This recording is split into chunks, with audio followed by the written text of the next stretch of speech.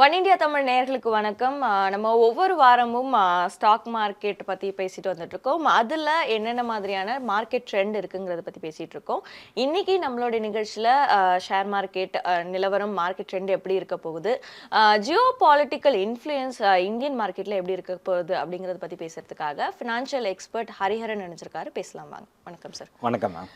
Sir, நான் Trump reciprocal வரி விதிச்சதுல இருந்தே நான் இதை ஆரம்பிக்கலாம்னு நினைக்கிறேன். ஏன்னா அவர் வந்து இந்தியா அதிகமா இந்தியான்னு இல்லாம எல்லா நாடுகள் யார் யாரெல்லாம் அதிகமா வரி விதிக்கிறாங்களோ அதே வரியை நாங்க விதிக்க போறோம் அப்படின்னும் போது இந்தியா அமெரிக்காவோட பொருட்களுக்கு அதிகமான வரியை விதிச்சிட்டு இருக்காங்க. ஸோ இது இந்தியன் ஷேர் மார்க்கெட்ல எந்த மாதிரியான தாக்கத்தை ஏற்படுத்தும் சார்? ஏன்னா கடந்த அந்த அறிவிப்பு வந்ததுல இருந்து ஃபார்மா ஸ்டாக்ஸ் எல்லாமே நம்ம குறையறத பாக்குறோம்.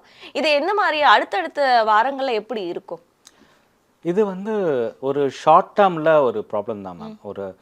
ஒரு மினிமம் ஒரு 3 to 6 months இதோட இம்பேக்ட் இருக்கும். பெரிய அளவில் இல்லாட்டினா கூட மார்க்கெட் ஒரு ஃபர்தராக இங்கேருந்து மேலே மூவ் ஆகிறத கொஞ்சம் கூட தடுக்கும். அது காரணம் என்னன்னு கேட்டிங்கன்னா, ஒன்று வந்து ஃபியர் ஃபேக்டர். இதனால் என்ன நடக்குமோ, எந்த அளவுக்கு நம்மளோட பிஸ்னஸ் இம்பேக்ட் ஆகும்னு யாராலையுமே மெஷர் பண்ண முடியாது. அவர் ரெசிப்ரோக்கல் டேக்ஸ் போடுவேங்கிறாரு, போடுவாரா மாட்டாரா, இந்த மாதிரி அன்சர்டனிட்டிஸ் இருக்கும் போதெல்லாமே மார்க்கெட் ஃபாலோ ஆகும். மார்க்கெட் ஃபாலோ ஆகிறதுக்கு அது மாத்திரம் ரீசன்னு சொல்ல முடியாது. எஃப்ஐஐஸ் கண்டினியூஸாக சேல் பண்ணுறாங்க. நம்ம மார்க்கெட்டே வந்து ஒரு லிக்விடிட்டி ட்ரிவன் மார்க்கெட் தான். ஸோ எஃப்ஐஐஸ் கண்டினியூஸாக சேல் பண்ணும்போது மார்க்கெட் ஃபாலோ ஆக தான் செய்யும். நீங்கள் இந்த மாதத்துலேயே கிட்டத்தட்ட ஒரு 35,000 கோடிக்கு மேலே அவங்க விற்றுட்டாங்க. ஸோ அதனால் மார்க்கெட் விழுது. வேல்யூவேஷன் ஜாஸ்தியாக இருக்குது. மிட் அண்ட் ஸ்மாலில் வேல்யூவேஷன் ஜாஸ்தியாக இருக்குங்கிறது எல்லாருக்கும் தெரிஞ்சது தான். லார்ஜ் கேப் வந்து ஓரளவுக்கு கரெக்டாக இருக்குது. சில ஸ்டாக்ஸ்லாம் 30-40% ஸ்டாக்லாம் கரெக்டாக இருக்குது. ஸோ இன்னும் கரெக்ட் ஆகிறதுக்கு சான்சஸ் இருக்கா அப்படின்னு கேட்டிங்கன்னா, ஆன்சர் இஸ் எஸ் தான். பட் நிறைய பாசிட்டிவ் விஷயங்கள் இருக்குது. நம்ம போன மாதம் பேசும்போது ஒரு 5-6 ஈவெண்ட்ஸ் சொல்லியிருந்தோம். நம்பர் 1 வந்து ட்ரம்ப் பதவி ஏற்றுக்கிறதுக்கு அப்புறம் என்ன நடக்கும்ட்டு. இந்த ரெசிப்ரோக்கல் டேக்ஸுங்கிறது தான் நமக்கு ஒரு நெகட்டிவ் திங்க வழியா. அவர் பதவி ஏற்றதுக்கு அப்புறம் அந்த இஸ்ரேல் அமாஸ் வார் கொஞ்சம் செட்டில் ஆயிருக்கு. ரஷ்யா உக்ரைன் வார் செட்டில் ஆயிருக்கு. ஜியோ பொலிட்டிக்கல் டென்ஷன் கொஞ்சம் கம்மியாக இருக்கு. அது ஒரு பாசிட்டிவான நிகழ்வு தான்.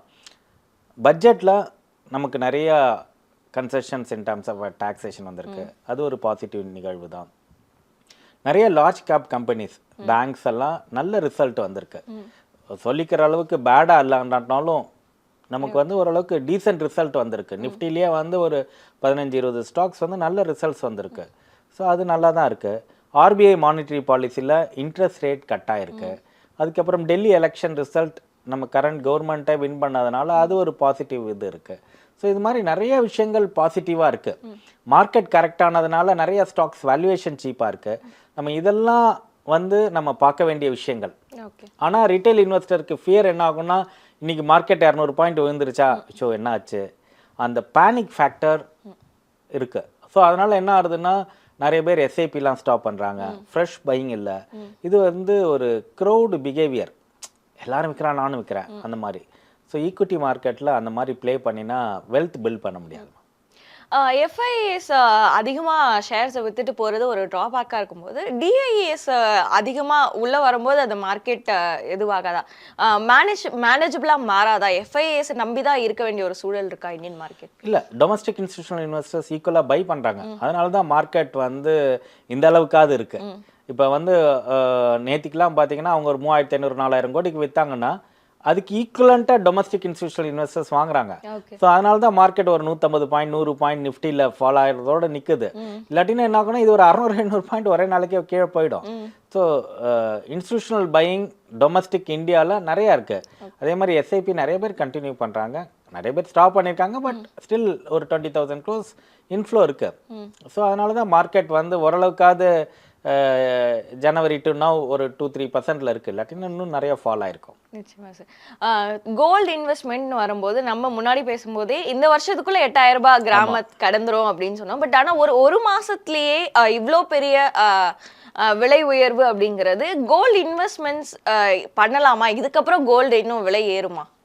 நம்ம வந்து ஒரு அக்டோபர் நவம்பரில் தான் 8,000 டச் பண்ணோம்.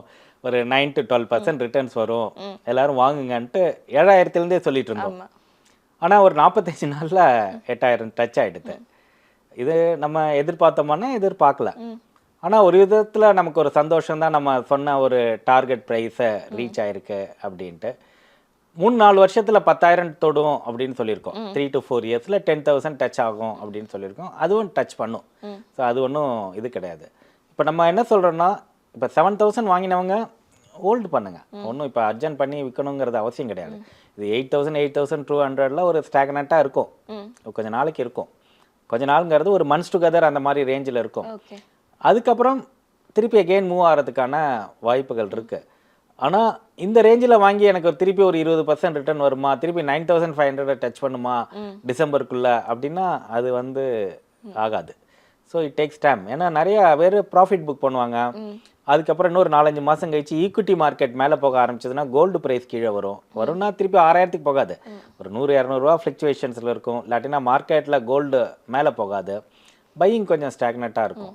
இப்போ நம்ம கோல்டு ப்ரைஸ் இன்க்ரீஸ் ஆகிறதுக்கு நம்மள மாதிரி ரீட்டைல் இன்வெஸ்டர்ஸ் வாங்குறது மாத்திரம் இல்லை, கவர்மெண்ட்டே நிறையா வாங்கியிருக்காங்க. 2024லேயும் Indian government has bought huge amount of gold. So அதனால் நல்லாயிருக்கும். இந்த ரேஞ்சில் வாங்கினா 2 இயர்ஸ்க்கு ஹோல்ட் பண்ணுங்க.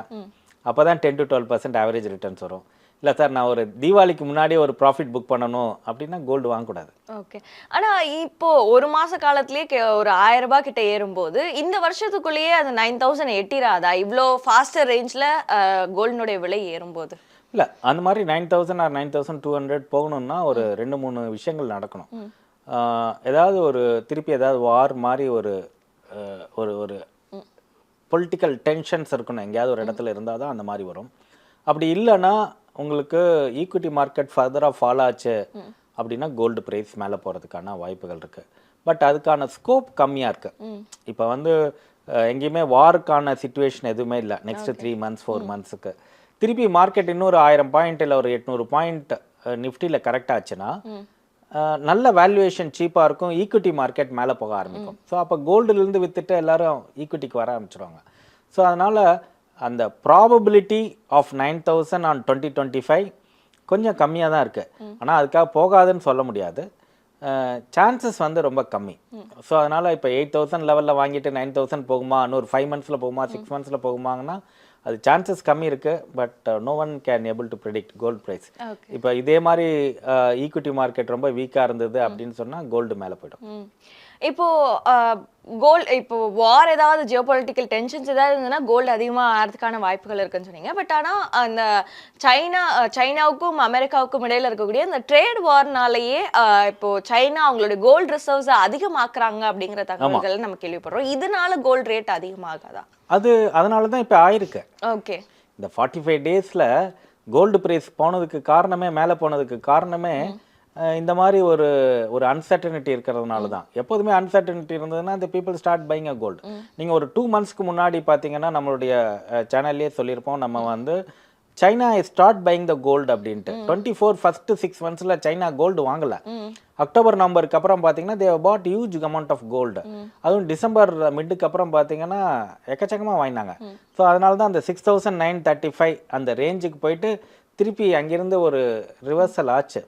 ஸோ நவம்பரில் போச்சு. அப்புறம் டிசம்பருக்கு அப்புறம் ரிவர்சல் ஆனதுக்கு காரணமே சைனா வாங்க ஆரம்பிச்சது தான்.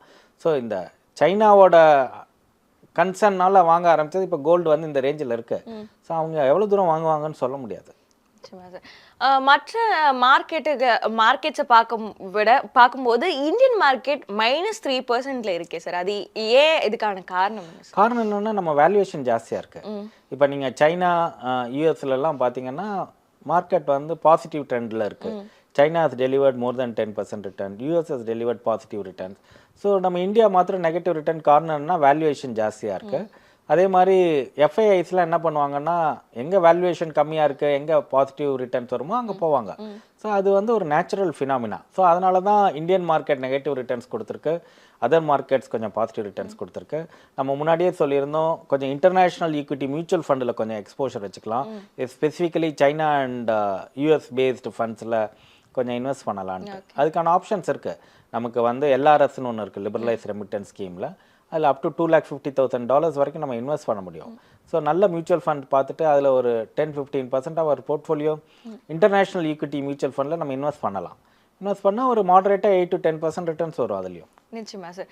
இப்போ மார்க்கெட்டை பொறுத்த வரைக்கும் மிட் கேப் அண்ட் ஸ்மால் கேப்ல எஸ்ஐபிஸை ஸ்டாப் பண்ணுங்க அப்படின்னு சொல்லி ஒரு நம்ம செய்தி கேள்விப்படுறோம். ஆல்ரெடி இது வந்து ஒரு ஆல்ரெடி இன்வெஸ்ட் பண்ணியிருக்கவங்க கிட்ட ஒரு பேனிக்கை ஏற்படுத்தாதா? அதை ஸ்டாப் பண்ண வேண்டிய அவசியம் இருக்கா இப்போ? அப்படி பண்ணக்கூடாது. அதாவது இப்போ வந்து அந்த மாதிரி ஒரு டிசிஷனுக்கு வர்றதுங்கிறது ஒரு சரியான விஷயம் கிடையாது. நம்ம ஒரு 8 மாதம் முன்னாடி இல்லை 1 இயர் முன்னாடி மிட் அண்ட் ஸ்மால்லாம் ஹையர் வேல்யூவேஷன்ஸ் இருக்குது, அதை ஸ்டாப் பண்ணிவிடுங்க, லார்ஜ் கேபுக்கு மூவ் பண்ணுங்க அப்படின்னு நம்ம அட்வைஸ் பண்ணியிருந்தோம். It is the right way of doing things. நம்ம அதுதான் லாஸ்ட் ஜூன் ஜூலைலேருந்தே சொல்லிட்டு வரோம். லார்ஜ் கேப்பில் ஹோல்ட் பண்ணுங்க, பெனி ஸ்டாக் போகாதீங்க, மிட் அண்ட் ஸ்மால் போகாதீங்க அப்படின்ட்டு. இப்போ மிட் அண்ட் ஸ்மால்லாம் 25-30% கரெக்டாக இருக்குது. சில ஸ்டாக்ஸ் எல்லாம் 40% கூட கரெக்டாக இருக்குது. It's time to buy. So இப்போ போயிட்டு நம்ம ஸ்டாப் பண்ணக்கூடாது. எஸ்ஐபி போட்டிருக்கோம் அப்படின்னு சொன்னால் ப்ராப்ளி நான் 15,000 இங்கே போட்டிருக்கேன்னா ஒரு 12,000 மாற்றிக்கங்க, இல்லை 10,000 மாற்றிக்கங்க. ஒரு 5,000 வந்து லார்ஜ் கேப்பில் இன்வெஸ்ட் பண்ணுங்கள். அப்படி இல்லைன்னா ஃப்ளெக்ஸி கேப்னு ஒன்று இருக்கும், லார்ஜ் மிட் ஸ்மால், இது காம்பினேஷன் இருக்கும், அதில் இன்வெஸ்ட் பண்ணலாம். ஸோ நம்ம வந்து எந்த ஒரு செக்டாரியமோ இல்லை எந்த ஒரு டைப் ஆஃப் ஃபண்ட்ஸையுமோ இமீடியட்டாக ஸ்டாப் பண்ணுறதோ இல்லை திடீர்னு வாங்குறதோ அந்த மாதிரிலாம் பண்ணோன்னா ஒரு வெல்த் பில்ட் பண்ண முடியாது. வெல்த் பில்டிங் எக்ஸசைஸுங்கிறது ஒரு லாங் டேர்ம் கோல் பேஸ் பண்ணி பண்ணுறது. நான் இப்போ எஸ்ஐபி போடுறேன்னா 6 மாதத்துக்கு எஸ்ஐபி போடுறதில்ல, 3 வருஷம் எஸ்ஐபி, 5 வருஷம் எஸ்ஐபி அந்த மாதிரி போடுறோம். ஸோ அந்த மாதிரி போடும்போது இந்த ஃபண்டெல்லாம் திருப்பி ரிகவர் ஆச்சுன்னா பெட்டர் ஆகும். நீங்கள் லாஸ்ட் 10 டேஸில் பார்த்தீங்கன்னா சில மிட் கேப் ஸ்டாக்ஸ்லாம் நல்ல மேலே போயிருக்கு. ஸோ அதனால் நான் மிட் கேப் எஸ்ஐபிலாம் நான் ஸ்டாப் பண்ணுறேன், இல்லை லார்ஜ் கேப் மாத்திரம் கண்டினியூ பண்ணுறேன், இல்லாட்டினா ஈக்விட்டியை நிறுத்திட்டு நான் டெட்டுக்கு போகிறேன், அந்த மாதிரிலாம் பண்ணக்கூடாது. ஸோ நமக்குன்னு ஒரு ஃபினான்ஷியல் கோல் இருக்கணும், அதுக்குன்னு ஒரு டேர்ம் வச்சுக்கணும், அரைசான் வச்சுக்கணும். இந்த மாதிரி மார்க்கெட் போகும்போது இன்னும் கொஞ்சம் கூட அந்த ஃபண்டோட கேரக்டரிஸ்டிக்ஸ் பார்த்துட்டு நல்ல ஃபண்டாக இருக்குன்னா கொஞ்சம் கூட இன்வெஸ்ட் பண்ணலாம். This a time to invest, அவ்வளோதான். ஓகே. இப்போ இருக்கக்கூடிய மார்க்கெட் சுச்சுவேஷன், மார்க்கெட் ட்ரெண்டில் எந்த மாதிரியான செக்டார்ஸில் இன்வெஸ்ட் பண்ணுறது ஒரு பெஸ்ட் ஆப்ஷனாக இருக்கும்? நம்ம 3 செக்டர் ஆல்ரெடி சொல்லிகிட்டே இருக்கோம். நமக்கு வந்து பேங்கிங், ஃபார்மா, ஐடி அப்படின்ட்டு. இந்த ரெசிப்ரோக்கல் டேக்ஸ்னால ஃபார்மா அடி வாங்கியிருக்கு. It's a good time to buy. ஏன் ஃபார்மா வந்து நல்லா இருக்கும் அப்படின்னு கேட்டிங்கன்னா, இன்னொரு 2 இயர்ஸில் பார்த்தீங்கன்னா நிறைய ரிசல்ட்டோட வெளியில் வரப்போகிறது. நீங்கள் any disease you name it, you will have a medicine for that. So அப்போ வந்து ஃபார்மாசியூட்டிக்கல் கம்பெனிஸ்லாம் நல்லா பண்ணும். தவிர்த்து பேங்கிங், பிஎஸ்சி பேங்க்ஸ்லாம் ஆல் டைம் லோவில் இருக்குது. Private sector bank has not delivered any return for last 2-3 years. So it's a good time to buy. நீங்கள் ICICI, HDFC, Axis bank, Kotak Mahindra bank இதோட பர்ஃபார்மன்ஸ் எடுத்து பாருங்கள். நிஃப்டி வந்து இந்த வருஷத்தில் -3% விழுந்திருக்கு, பாக்கி எல்லா ஸ்டாக்கும் விழுந்திருக்கு. Kotak Mahindra bank is performing positive return. ICICI bank ஸ்டேபிளாக இருக்குது இந்த ரேஞ்சில். ஹெச்டிஎஃப்சி பேங்க் ஒரு -3, -4 தான் இருக்குது. ஸோ அது மாதிரி நிறைய பேங்கிங் செக்டர் ஸ்டாக்ஸ் வந்து, அதே மாதிரி எஸ்பிஐலாம் it's a good time to buy. So நல்லா இருக்குது. பேங்கிங் வாங்கலாம், அதுக்கப்புறம் ஃபார்மா வாங்கலாம், ஐடி கம்பெனிஸ் வாங்கலாம், அதே மாதிரி செலக்ட் இவி ஸ்டாக்ஸ் வாங்கலாம். ஸோ நிறைய ஆப்பர்ச்சுனிட்டிஸ் இருக்குது மார்க்கெட்டில். அதே மாதிரி சில ஸ்டாக்ஸ்லாம் வந்து ரொம்ப லோ வேல்யூவேஷன் இருக்குது, 40-50% இருக்குது. So it's a time to buy. Okay. So பணம் இருக்கிறவங்க கொஞ்சம் கொஞ்சமாக வாங்க ஆரம்பிக்கலாம். நிச்சயமா சார். நிகழ்ச்சியில் கலந்துட்டு உங்களோட கருத்துக்களை பேசுனதுக்கு நன்றி. ரொம்ப நன்றி. தேங்க்யூ.